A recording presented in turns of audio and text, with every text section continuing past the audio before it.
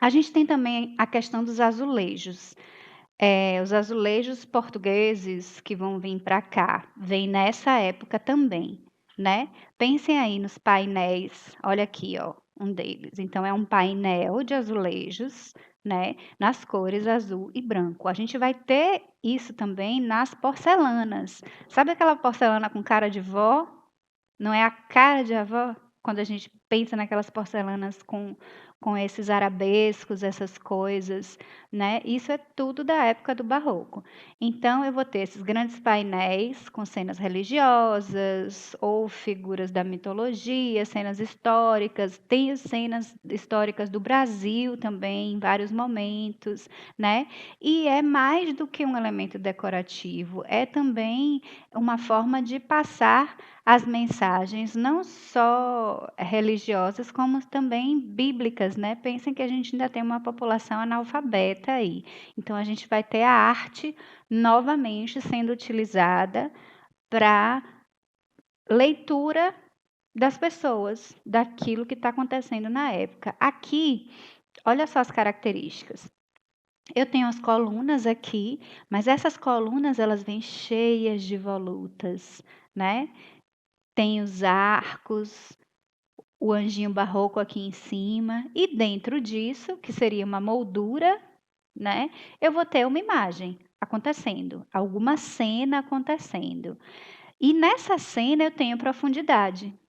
Então eles vão se preocupar aqui com a questão da perspectiva também. Eu tenho um primeiro plano, no primeiro plano eu tenho a borda do meu painel. No segundo plano, eu já tenho a cena acontecendo, com a pessoa lá atrás, um plano de fundo. Lá no plano de fundo, olha a cidadezinha acontecendo. Então, são painéis bem interessantes, né? Localizados em vários lugares do Brasil. Pensem que eles vão ser feitos naquelas regiões mais ricas, né? Rio de Janeiro, Pernambuco, na época, Bahia e Minas. O barroco de Pernambuco, a gente tem lá Recife, né, no século XVIII, crescendo com muita força.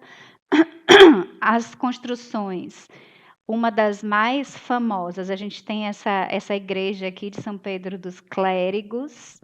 Olha só que coisa mais linda, né, que estrutura linda.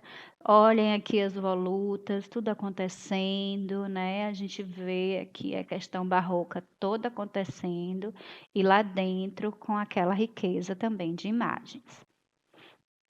Aqui, gente, isso aqui é um teto. Vocês lembram aquele teto barroco que eu mostrei para vocês, da técnica do trompe-l'œil, lá do barroco europeu? Que eles tentam dar aquela ideia de perspectiva, que a pessoa está indo para o céu, de encontro ao céu. Isso aqui vai vir também para o Brasil, só que vai ser feita de forma mais leve, né? Não com tanta técnica quanto eles. Aqui a gente vê uma forma indo. Vocês estão vendo que tem um ponto de fuga aqui, ó? Tudo está vindo para esse mesmo ponto de fuga que está acontecendo aqui no meio, para ter essa sensação também de eu estou indo para o céu. Eu olho para o teto e eu estou indo para algum lugar. Ele vem com a mesma intenção aqui nesse barroco brasileiro, certo? A gente vai ter aqui o barroco em Salvador. Vocês sabem que Salvador tem muitas igrejas barrocas. A gente tem, tipo, mais de uma igreja por dia para visitar por ano, se você quiser, né? Com características barrocas. Essa aqui é a igreja de São Francisco, ela é muito conhecida, fica lá no Pelourinho. Olha aqui a fachada extremamente barroca, né? Olha aqui em cima as volutas acontecendo. Essa aqui, belíssima, belíssima, belíssima. Cheia de curvas, eu tenho flores, eu tenho coisas que me lembram conchas, né? Lembrem do rococó também, que ele vem um pouco misturado aí. A questão das linhas contorcidas, enfim, é extremamente barroco, tudo muito trabalhado.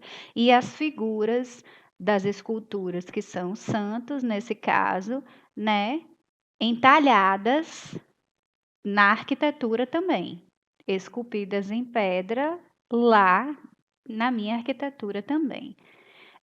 E aí eu queria mostrar para vocês também um pouquinho do que é feito numa região que na época era considerada pobre, que seria São Paulo, né? Não tinham ainda o mesmo desenvolvimento que outras regiões, começou a crescer depois. Tinha a questão dos bandeirantes e tal, indo para Minas, então eles não estavam se envolvendo muito com essa questão arquitetônica, mas a gente tem também que vai aparecer de uma forma mais simples, mais leve, né? Aqui é um exemplo de uma igreja, então eu tenho aqui de forma bem leve a questão das volutas, né? Vocês estão vendo que é uma coisa bem mais simples. E aqui, gente, é o que a gente já vai considerar a nossa arte colonial brasileira. Porque esse tipo de estrutura aqui é o que mais vai aparecer por todo o Brasil. Pensem nas casinhas que eu tenho ao entorno das igrejas ali de Porto Seguro, por exemplo, no centro histórico, né? Eu tenho a igreja toda trabalhada, bonita, mas as casinhas elas têm a mesma característica com esse ar mais leve, né? Então, é o que a gente vai considerar arquitetura colonial brasileira, certo? Então, século XVIII, eu já tenho o que a gente vai chamar de arquitetura colonial brasileira. Aqui eu tenho um exemplo de esculturas, das esculturas que são feitas lá em São Paulo.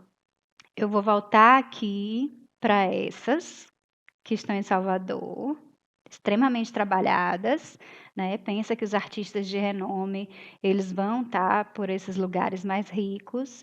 Depois a gente vai ter uma aula só para Aleijadinho, lá de Minas, que vai ser a próxima aula, certo?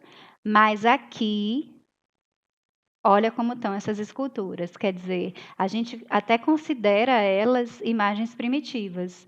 A gente considera as esculturas feitas em São Paulo na época como arte primitiva, né? Não tem técnica. As pessoas, os artistas não tinham técnica. Ele estava mostrando o que ele queria, mas eu não tinha a questão da técnica, certo? Vou parar por aqui e eu encontro vocês lá na sala virtual. Um beijo.